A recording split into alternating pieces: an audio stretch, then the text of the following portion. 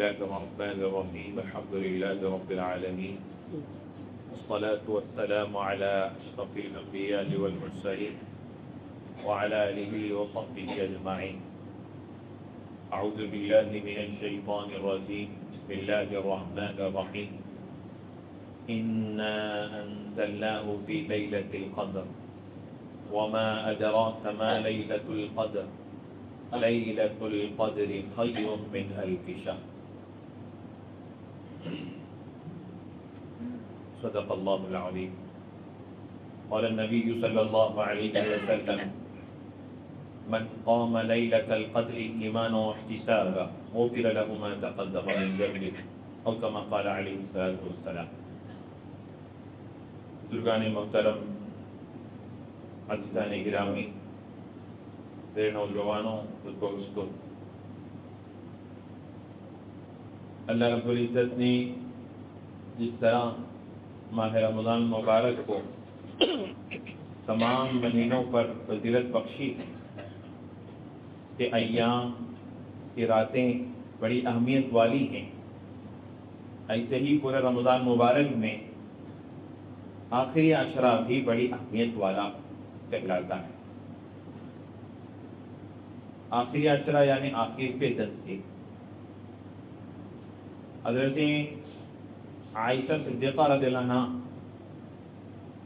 زوجہ محترمہ آپ صلی اللہ علیہ وسلم کی فرماتی ہیں، آپ صلی اللہ علیہ وسلم کے معمول فرماتی ہیں کان النبی صلی اللہ علیہ وسلم یجتہد فی العشر الاواخر ما لا یجتہد فی غیرہ۔ اللہ کے نبی صلی اللہ علیہ وسلم آخری عشرے میں، رمضان کے آخری عشرے میں وہ مجاہدہ فرماتے، وہ مشقت اٹھاتے جو غیر دنوں میں آپ صلی اللہ علیہ وسلم نہیں کرتے۔ ایسے ہی بخاری مسلم شریف کی روایت ہے، خود عائشہ رضی اللہ عنہ فرماتی ہیں اذا دخل العشر شد مئزرہ وایقظ اہلہ واحیا لیلہ او کما قال علیہ الصلوۃ والسلام۔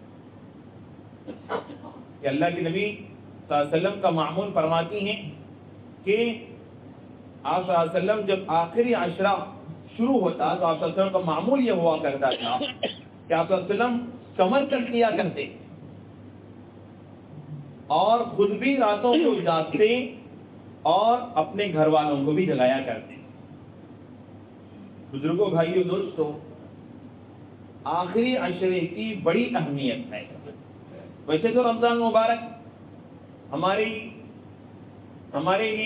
مغفرت کے لیے آیا ہے، رحمتوں کا مہینہ ہے، برکتوں کا مہینہ ہے۔ اللہ کے نبی صلی اللہ علیہ وسلم پورے رمضان میں عبادتوں میں انتھک کوشش کرتے۔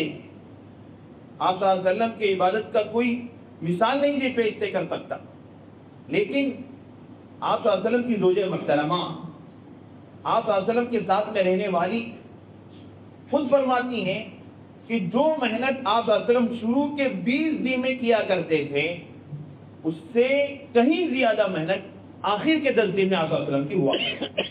اس کا مطلب یہ نہیں کہ شروع کے 20 دن میں آپ صلی اللہ علیہ وسلم کی محنت کم اور اس میں زیادہ نہیں، بلکہ محنت تو ہوتی تھی لیکن اور محنت میں اور اضافہ ہوتا، کمر کس لیتے تھے، یعنی رات کا جاگنا، بیویوں کے پاس نہ آنا، مستقل اللہ کا ہو کر رہنا، یہ آپ صلی اللہ علیہ وسلم کا معمول بن جایا کرتا۔ یہ آپ صلی اللہ علیہ وسلم نے آخری عشرے کی اہمیت بتائی، اپنا خود معمول فرما کر، بتا کر، دکھا کر امت کو بتا دیا کہ یہ وہ عشرہ ہے کہ جس عشرے میں ہمیں اللہ کا ہو کر رہنا ہے، اللہ کا بن کر رہنا ہے، سب کچھ چھوڑ چھاڑ کر اللہ کے لیے ہمیں عبادتیں کرنی۔ اور آپ صلی اللہ علیہ وسلم کا معمول آخری عشرے میں جو سب سے بڑا معمول تھا، اور آپ صلی اللہ علیہ وسلم نے اکثر و بیشتر بلکہ ہر سال جس کا اہتمام فرمایا وہ یہ تھا اعتکاف کا معمول۔ سب سے بڑی عبادت آخری عشرے کی اعتکاف کی۔ خود عائشہ رضی اللہ عنہ فرماتی ہیں کہ نبی صلی اللہ علیہ وسلم یعتکف فی العشر الاواخر حتی توفاہ اللہ۔ اس طرح کی روایت میں ملتا ہے کہ آپ صلی اللہ علیہ وسلم ہر سال آخری عشرے میں، رمضان کے آخری عشرے میں اعتکاف فرمایا کرتے تھے، موت تک آپ صلی اللہ علیہ وسلم کا یہی معمول رہا۔ علماء فرماتے ہیں کہ روایتوں میں آتا ہے کہ کبھی آپ صلی اللہ علیہ وسلم 1 یا 2 مرتبہ آپ صلی اللہ علیہ وسلم کا اعتکاف چھوٹ گیا کسی سفر کی وجہ سے، جہاد کی وجہ سے، تو آپ صلی اللہ علیہ وسلم نے دوسرے سال اس کی گویا قضا اپنے اوپر کر لی اور 20 دن کا اعتکاف بھی فرمایا ہے۔ بزرگوں، بھائیوں، دوستوں، اعتکاف کہتے کتنے اتنا بڑا آپ صلی اللہ علیہ وسلم کا معمول تھا، آپ صلی اللہ علیہ وسلم نے اتنا اہتمام فرمایا، کس وجہ سے فرمایا؟ اعتکاف کہتے ہیں مسجد میں ٹہرنے کا نام اعتکاف ہے، لیکن حقیقت میں اعتکاف اللہ کے لیے عبادت کی نیت سے مسجد میں ٹہرنے کا نام اعتکاف ہے۔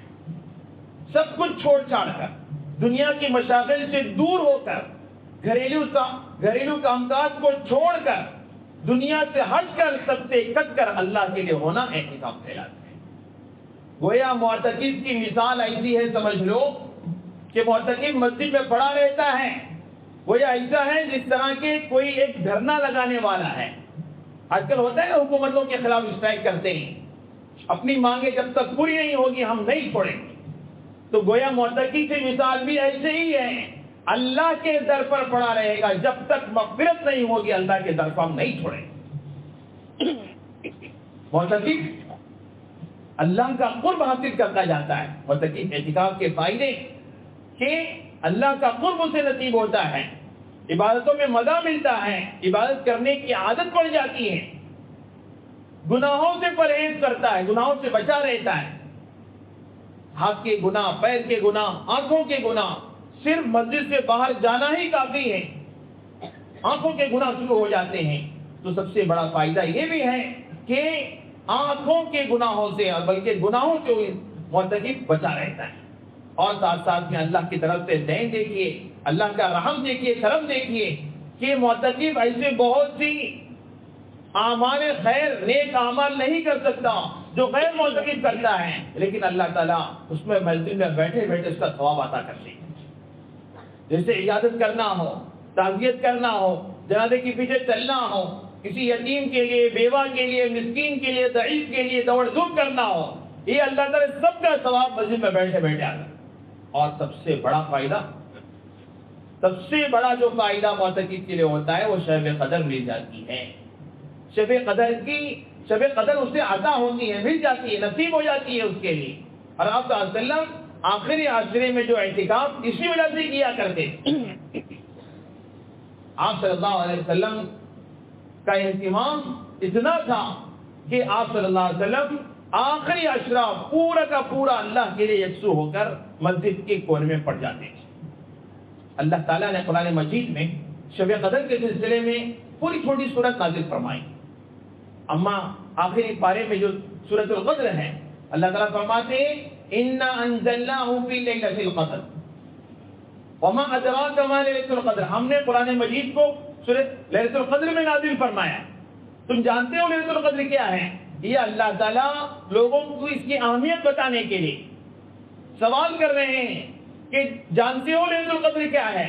لیلۃ القدر خیر من الف شہر، لیلۃ القدر کیا ہے؟ 1000 مہینوں سے بڑھ کر ہے۔ ایک رات اگر نصیب ہو گئی لیلۃ القدر، ایک لیلۃ القدر کسی کو نصیب ہو گئی، 1000 مہینے عبادتیں اس کے مفت میں آ گئی۔ 1000 مہینے تک عبادتیں کرنا وہ ایک رات میں عبادت کرنے کے بعد۔ اللہ کے نبی صلی اللہ علیہ وسلم نے فرمایا من قام لیلۃ القدر ایمانا واحتسابا غفر ما تقدم من ذنبه، کہ اللہ کے نبی صلی اللہ علیہ وسلم فرماتے ہیں جو کوئی لیلۃ القدر میں عبادتیں کرے گا، نمازیں پڑھے گا، ذکر و اذکار کرے گا، تلاوت کرے گا، اس کے اس وجہ سے اس کے پچھلے گناہ اللہ تعالیٰ معاف کر دیتے ہیں۔ بحقیق کی روایت میں آتا ہے کہ حضرت جبریل علیہ السلام لیلۃ القدر میں فرشتوں کے جھرمٹ کو لے کر، پوری فوج کو لے کر نازل ہوتے ہیں۔ قرآن مجید میں جس کا تذکرہ ہے تنزل الملائکۃ والروح فیہا بإذن ربہم من کل امر، ملائکہ نازل ہوتے ہیں، جبریل امین آتے ہیں، پوری فرشتوں کے فوج کو لے کر آتے ہیں، اور جو کوئی بندہ عبادت میں بڑا ہے، ذکر اذکار میں بڑا ہے، نوافل کر رہا ہے، نماز پڑھ رہا ہے، تلاوت کر رہا ہے، اس کے لیے دعائے رحمت کرتے ہیں۔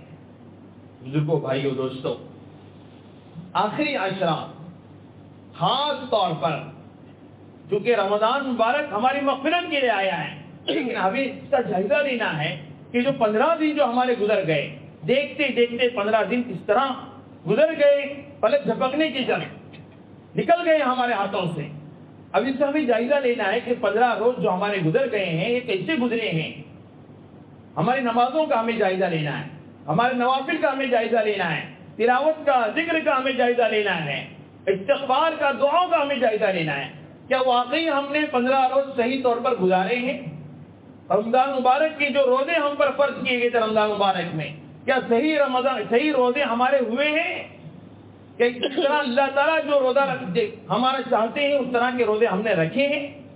کیا ہمارے زیادہ تر لغویات میں ہمارے اوقات گزرے، غیر کاموں میں، گویا گناہوں میں ہمارے اوقات گزرے؟ اس کا ہمیں جائزہ لینا ہے۔ آخری عشرہ خاص طور پر بچے ہوئے ایام ہمیں پوری طرح یکسو ہو کر اللہ کی عبادت میں ہمیں گزارنا ہے، اور آخری عشرہ ہو سکے تو اعتکاف میں ہمیں گزارنے کی کوشش کرنا ہے۔ اللہ کے نبی صلی اللہ علیہ وسلم کے پاس اماں عائشہ رضی اللہ عنہا فرماتی ہیں، اے اللہ کے نبی، اگر ہمیں پتہ چلے کہ شب قدر ہے تو ہم کیا کریں، کیا دعا مانگیں؟ آپ صلی اللہ علیہ وسلم نے فرمایا عائشہ رضی اللہ عنہا کو، قولی اللہم انک عفو تحب العفو فاعف، یہ کہو تم، یہ دعا پڑھا کرو، اللہم انک عفو تحب العفو فاعف۔ اللہ تعالیٰ کو بندہ جو معافی مانگتا ہے اللہ تعالیٰ کو بے حد پسند ہے، اور یہ رمضان مبارک ہمیں ملا ہی ہے استغفار کے لیے، اپنی عبادتوں کو بڑھانے کے لیے۔